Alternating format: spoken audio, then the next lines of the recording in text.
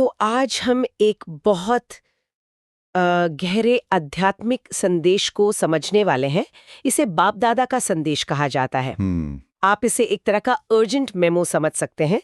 इसमें खास बात यह है कि आज के दौर को, मतलब इस समय को इतना जरूरी क्यों बताया गया है। हाँ, और इसका सबसे अच्छा इस्तेमाल कैसे किया जा सकता है। बिल्कुल। और इस संदेश की शुरुआत ही एक ऐसी बात से होती है जो दिमाग घुमा देती है। अच्छा, इसमें दावा किया गया है कि इस खास दौर का एक सेकंड एक पूरे साल के बराबर कीमती है। एक सेकंड। हाँ, और यहीं से हमारी आज की ये गहरी पड़ताल शुरू होती है कि आखिर इस एक सेकंड में ऐसा क्या है। ये बात तो सच में सोचने पर मजबूर करती है।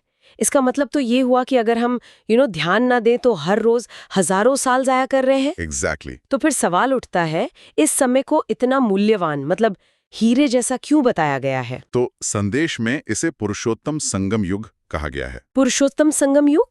हाँ, इसे आप एक आध्यात्मिक गोल्डन आवर या हैप्पी आवर की तरह समझ सकते हैं। एक छोटा, बहुत दुर्लभ समय जब आप कम मेहनत में सबसे ज्यादा आध्यात्मिक तरक्की कर सकते हैं। अच्छा।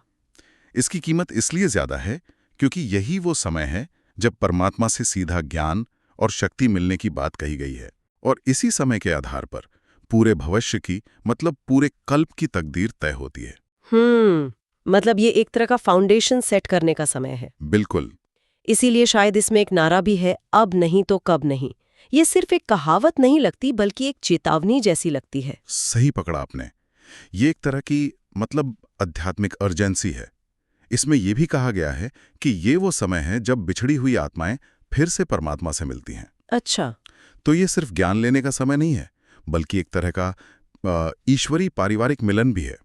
इसीलिए खुशी और हल्केपन पर बहुत जोर दिया गया है। लेकिन यहीं पर एक बहुत प्रैक्टिकल सवाल भी पूछा गया है, क्या सभी सदा या हमेशा खुश रहते हैं। सदा शब्द को अंडरलाइन करने को कहा गया है, क्योंकि कभी-कभी खुश होना एक बात है और हर हाल में हर समय खुश रहना वो बिल्कुल अलग है। ये एक बहुत ऊंची अवस्था है। और अगर समय इतना कीमती है और इतनी तेजी से भाग रहा है, तो जाहिर है कि हमें अपनी रफ्तार भी बढ़ानी होगी। राइट। यहीं से तीव्र पुरुषार्थी बनने का कॉन्सेप्ट आता है। मतलब वो जो तेजी से आध्यात्मिक तरक्की करें। तीव्र पुरुषार्थी, ये सुनने में थोड़ा भारी और मुश्किल लगता है। क्या इसमें कोई प्रैक्टिकल पहचान बताई गई है कि रोजमर्रा की जिंदगी में ऐसा व्यक्ति असल में दिखता कैसा है, मतलब उसकी आदतें क्या होती हैं। हाँ, बताई गई हैं। इसके लिए दो बहुत साफ लक्षण बताए गए हैं। पहला है निर्मोही। निर्मोही मतलब किसी भी चीज से लगाव या मोह ना होना। और उसमें सबसे बड़ा मोह बताया गया है देह अभिमान का। देह अभिमान यानी खुद को शरीर समझने की आदत। हाँ। और इसे जांचने का तरीका भी बड़ा दिलचस्प है। अगर मन में बेकार के संकल्प चल रहे हैं या समय बर्बाद हो रहा है, तो ये सीधे सीधे देह भान की निशानी है। बिल्कुल, कि आपकी एनर्जी गलत जगह लीक हो रही है। पर एक सवाल है, निर्मोही होने का मतलब दुनिया या जिम्मेदारियों से भागना तो नहीं है। मतलब एक आम इंसान के लिए परिवार और काम के बीच ये कितना मुमकिन है। ये बहुत अच्छा सवाल है। देखिए, यहाँ निर्मोही का मतलब उदासीन या पत्थर दिल होना नहीं है, बल्कि एक एक्टर की तरह अपना पार्ट बजाना है। एक्टर स्टेज पे हर इमोशन को महसूस करता है, लेकिन अंदर से जानता है कि वो ये किरदार नहीं है। सही। ठीक वैसे ही जिम्मेदारियां निभाते हुए भी इस स्मृति में रहना कि मैं एक आत्मा हूं, ये शरीर मेरा कॉस्ट्यूम है। अच्छा, ये क्लैरिटी बहुत जरूरी है। और दूसरा लक्षण क्या है? दूसरा लक्षण है एवर रेडी। एवर रेडी मतलब हमेशा तैयार। मन, वचन, कर्म, संबंध, किसी भी क्षेत्र में कोई भी अचानक परिस्थिति आए, आप उसके लिए तैयार हों। ये एक तरह का जैसे एक मानसिक गो बैक तैयार रखते हैं ना, कि कोई भी इमरजेंसी आए आप तैयार हैं। हाँ। बस इसमें सामान नहीं, सही सोच और शक्ति रखनी है। और इसके लिए दादी का उदाहरण भी दिया गया है, जो हर काम में इजी या सहज रहती थी। बिल्कुल, चाहे किसी का स्वभाव संभालना हो, सेवा का कोई बड़ा काम हो या सबको संतुष्ट करना हो, ये एवर रेडी होने का एक जीता जागता सबूत है।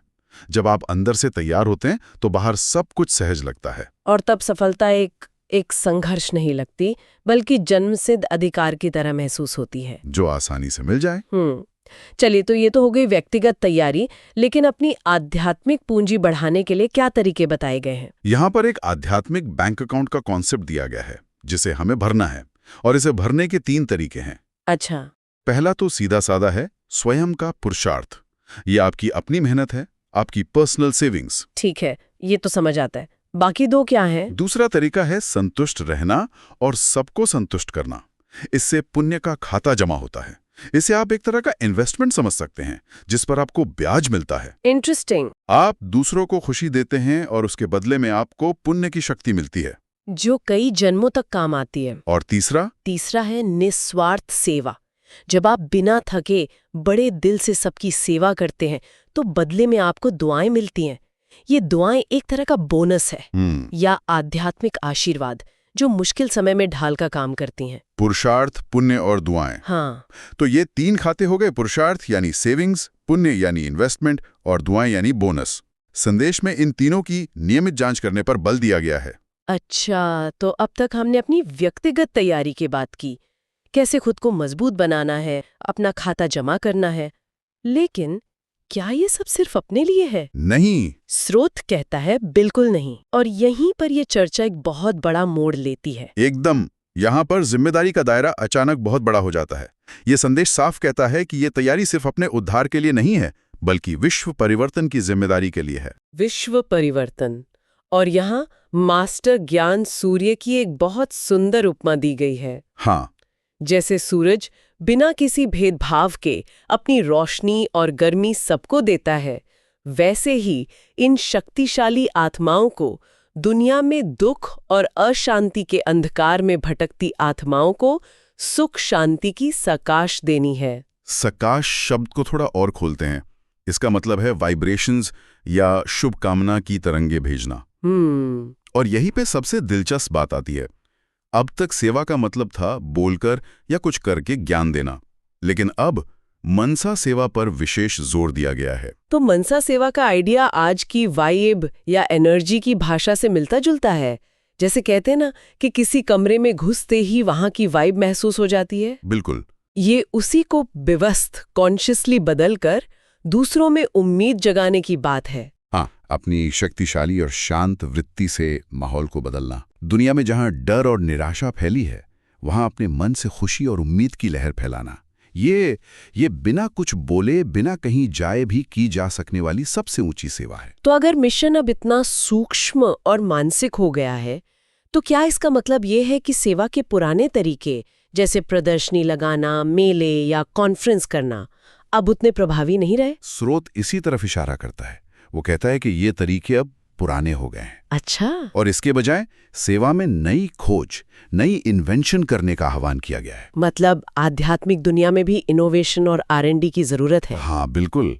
एक ऐसी विधि जो शॉर्ट और स्वीट हो, जिसमें खर्चा कम और सेवा ज्यादा हो।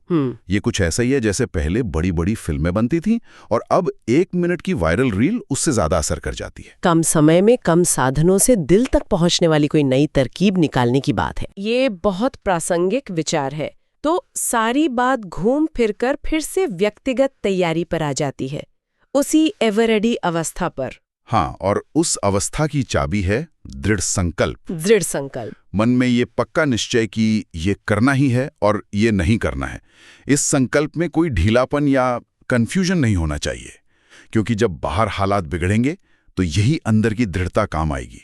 इसमें एक अच्छी बात यह भी है कि जो लोग इस रास्ते पर नए आए हैं, उनका भी स्वागत किया गया है। उन्हें कहा गया है कि ये मत सोचो कि तुम देर से आए हो। हाँ, बल्कि हिम्मत रखकर तेजी से आगे बढ़ो। बिल्कुल। संदेश बहुत समावेशी है।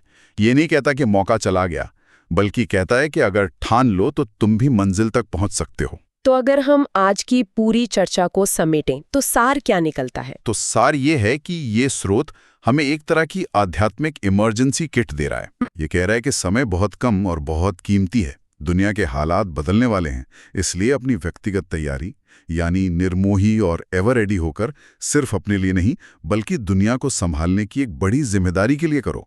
अपनी आध्यात्मिक जमा पूंजी बढ़ाओ ताकि आप दूसरों को भी दे सको। और अंत में एक बहुत शक्तिशाली वरदान दिया गया है, रियलिटी द्वारा हर कर्म व बोल में रॉयल्टी दिखलाने वाले फर्स्ट डिवीजन के अधिकारी भव। ये सुनने में बहुत गहरा है। इसका असल मतलब क्या है? ये कुछ ऐसा है जैसे एक राजा अपनी असलियत, अपनी रॉयल्टी को भूलकर एक आम इंसान की तरह व्यवहार करने लगे, तो उसके हर काम और बोल से वो शाही अंदाज गायब हो जाएगा। सही बात है। लेकिन जब वो अपनी रियलिटी यानी असल स्वरूप में स्थित रहता है तो उसकी रॉयल्टी या दिव्यता सहज दिखाई देती है। यहाँ भी यही बात है, जब हम अपनी असली रियलिटी कि मैं एक शांत पवित्र आत्मा हूं इस स्मृति में टिकते हैं तो हमारे हर कर्म और बोल में वो दिव्यता या रॉयल्टी खुद ब खुद आ जाती है। वाह, तो श्रोताओं के लिए अंतिम विचार क्या हो सकता है? स्रोत के आखिर में एक इशारा है कि चारों ओर हलचल बढ़नी ही है, चाहे वो लोगों के मन की हो या प्रकृति की। और ऐसे समय में सुरक्षा का सबसे बड़ा साधन बताया गया है एक सेकंड में अपने को शरीर से अलग, अशरीरी या आत्माभिमानी स्थिति में स्थित कर लेना।